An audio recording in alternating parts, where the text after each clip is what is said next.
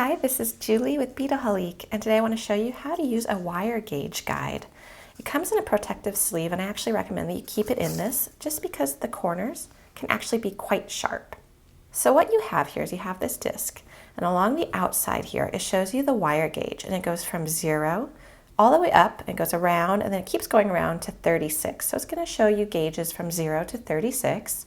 And what you're wanting to do is you're wanting them to fit within the slot. So don't worry about the little round spot down here. It's the slot right there that you want your wire to fit into.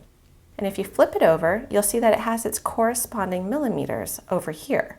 So as you can see, 32 gauge wire is actually 0.27 millimeters. So that's handy to know too. So I want to show you really quickly how this works. I have an eye pin right here and a head pin as well. And if you're like me, you tend to store these where you don't put their labels on them, so you're always trying to figure out what they actually are.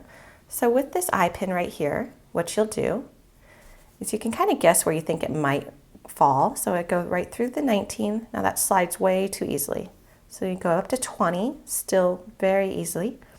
Go to 21, and that looks pretty much like a perfect fit, but I just want to double check and try the 22, and it's not going in. So that shows that this is a 21 gauge brass eye pin. I'm going to show you with one more. I've got this little head pin here in gunmetal, and I can tell it's a bit thinner, so I'm going to try the 21. It goes right through that really easily. 22, still going too easy. 23, pretty easy. 24, oops, I wiggled it and it went through, so that means it's going to fit, but I'm guessing it's 24 and it's not going to fit through a 25, but I'm just going to try it. Yep, it's not fitting. So this here is going to be a 24 gauge gunmetal head pin.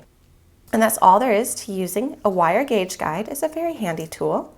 And then when you're not using it, again, just make sure you put it back in its protective sleeve, and that's going to protect your fingers.